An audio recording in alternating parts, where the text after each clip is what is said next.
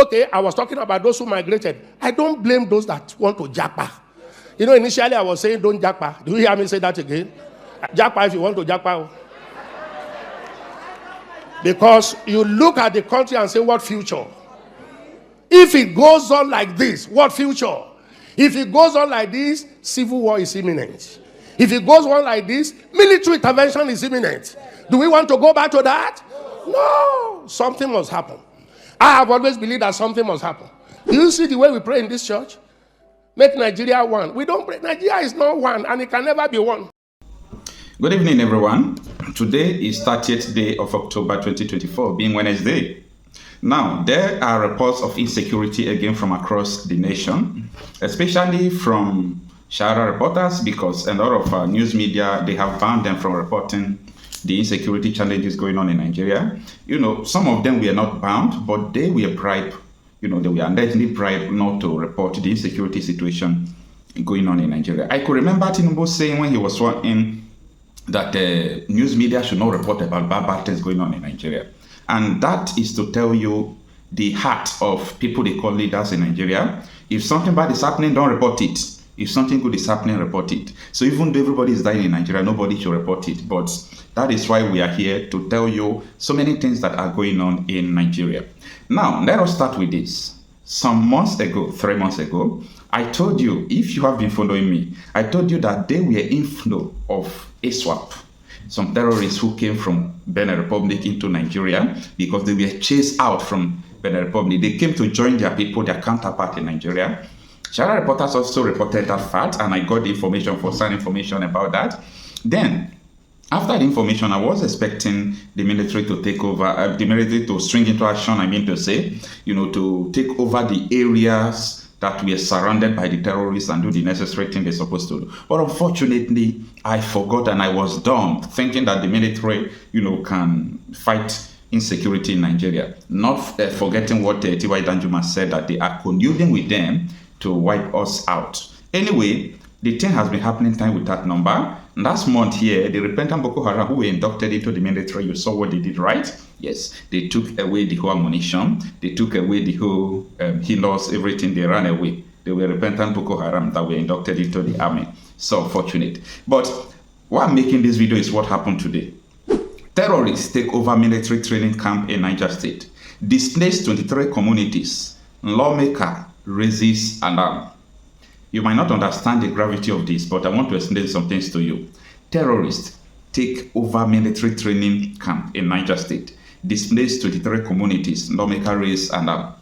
If the terrorists can take over military camp where they are doing training for new military, you know, that place is always sophisticated with weapons, with, you know, ammunition, and people are there, you know, ever ready, and terrorists took over the place. If terrorists can take over military camps in Nigeria, if it has gotten to this, they took over the military camp, they turn it to terrorist camp. I want to ask a question. Do you people still believe that Nigeria can help you or Nigeria can save you security-wise? Remember the chief of army officer last 4 weeks said that they don't have capacity to protect you because they are few, while Nigerians are many. He said that categorically clear. You see, these are the reasons why people want Nigeria to divide, so that each people will go and form their own security. The other day, while I was traveling, the people I was seeing in the road, they were not police, they were not military. Vigilante groups, anti-costs. These are the people who are just trying to save the people. Now, I want us to read the details of this article because this is so grievous, and I have to explain so many things to you for you to understand where we are now. Now, the article reads that bandits have taken over the Marcel military cantonment in Katangora, displacing about 23 communities and causing alarm in Niger State. Out of context. Now, do you know what 23 communities mean? 23 communities. I mean 23 communities. 23. After taking over military camp, they took over 23 communities. How many communities do you have in your senatorial district? Nigeria has been divided.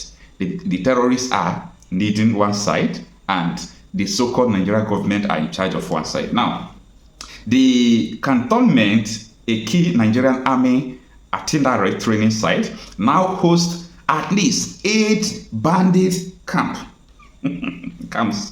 presenting severe security threats to nearby villages out of contest. Now, 8 bandit camp took over the training camp of the military. Now they have 8 bandits camp. You know, when they call bandits, people who are not, cognizant with Nigeria's situation will think that they are people who are charismatic. When they say bandits in Nigeria, bandits connotes terrorists. Bandits connotes terrorists, so they are terrorists. So they took over military camp and they set up 8 camp. So what are they going to do in that 8 camp? Normally they are going to train their people because that place was training camp for the military. And someone called me today from Benue State when he received this news. He said, Okocha, you said this thing before. Do military hand over this camp to them or they took over? How they took over? How possible? What is Air Force doing? If they took over, then Air Force should come and wipe them out. I said, no. These people, they work hand in hand. I have the evidence that they are colluding, working together for this. So that is, but let me continue with this article. So during Tuesday plenary, Honorable Abdullahi Issa of Katangora 2 raised a motion about the ongoing attacks and reported that some residents remain captive. He said the presence of bandits has led to incessant attack on the communities within the camp. Issa said the military camp, which extends from Katangora local government to part of Mariga local government, has been taken over by terrorists who are said to have established at least 8 different camps in the area. He said the situation poses a big security challenge to communities within the camp. The Niger State House of Assembly urged the government to work closely with the military authorities to dislodge the armed group and restore security to the region. Legislators also emphasized the need for increased military support to secure the camp. So what they are fighting now is just to secure the camp. To secure the camp, not even to fight the terrorists, to dislodge them, not even to kill them. Nigeria, as in where have we arrived here? And this is the reason why someone like me, I always advocate that this country should be divided. I always advocate that people who are agitating for their sovereign state, they have the whole right, because nobody should tell you that Nigeria is non-negotiable. If you say Nigeria is non-negotiable, so what are we going to do with all these terrorists? They are just reporting it. Not that military don't know their whereabouts. We have Air Force, we have everything. Just imagine, how will the people of Israel feel if they hear that Hamas took over military camp, IDP camp in Israel? How would they feel? Meaning their country has ended. How would they feel if they hear like Hezbollah took over, FBI? FBI is even small. There is this intelligence headquarters in America. Maybe they took over military base in America, meaning the whole Americans are gone. And that is what is happening in Nigeria. And everybody just keeping quiet. My own is just to inform you. Anybody that has ear, let him hear. The courage to do it, because it will affect even himself. It will affect all the APC powers. It will affect all the MDs of banks. The MDs of banks are the destroyer of this system. The powerful, the high and the mighty. He is stepping on their toes. I pray God give him the grace to do it. The next thing he should do, tell him if you know him, is to restructure this country. Nigeria is a fraud. One particular tribe repressing the whole of us. Did you hear what central bank governor wants to do? Just a department, the operation department of central bank, to be moved back to Lagos, where you have 99% of the headquarters of bank. The north is agitated. Don't take Abuja back to Lagos. They don't care. If you all become beggars, it's okay for their oligarchic mentality. I talk like no other pastor talk. I talk like no other pastor talk. Because I have seen into governance, I have seen into the church. And I know where the problem is in this country. Are you hearing me? They may not like what I'm saying, but they cannot dispute the truth. This country cannot go on like this. Okay, I was talking about those who migrated. I don't blame those that want to japa. Initially I was saying don't japa. Do you hear me say that again? Japa if you want to japa. Because you look at the country and say, what future? If it goes on like this, what future? If it goes on like this, civil war is imminent. If it goes on like this, military intervention is imminent. Do we want to go back to that? No. Something must happen. I have always believed that something must happen. Do you see the way we pray in this church? Make Nigeria one. We don't pray. Nigeria is not one, and it can never be one. We are different nations tied together by force. We should still be one country, but let everyone govern himself the way he likes. Are you hearing me? Let the Niger Delta have their oil. Let the East have their resources. Let the Yoruba people have their resources. Let the North have their resources. Let them manage their security. Give them state police. Let everybody guard his borders. Let everybody generate his economy.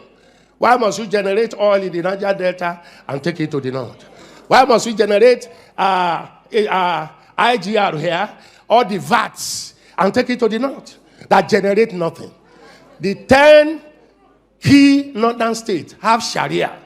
Sharia says no to alcohol. Sharia says no to tobacco. But alcohol and tobacco is what gives us VAT here.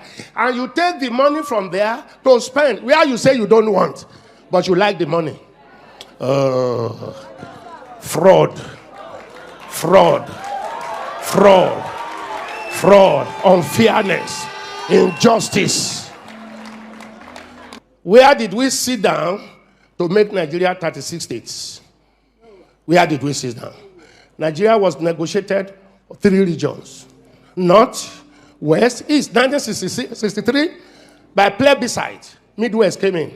Where did we sit down and say we shall be 36 states plus Abuja, and the biggest one taken to the North? More local governments. Then we came with federal character. You are qualified, but from the tribe you came from, you can't be qualified. Now, you can't pass any law in that National Assembly without Northern approval. They are in larger quantity.